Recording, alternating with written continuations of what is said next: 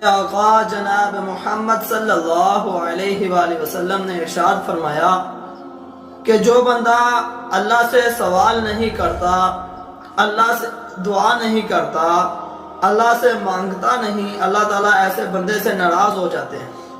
ایسے بندے سے اللہ تعالیٰ ناراض ہو جاتے ہیں جو بندہ اللہ سے دعا نہیں کرتا، اللہ سے اپنے گناہوں کا سوال نہیں کرتا، اللہ سے اپنی معافی نہیں مانگتا۔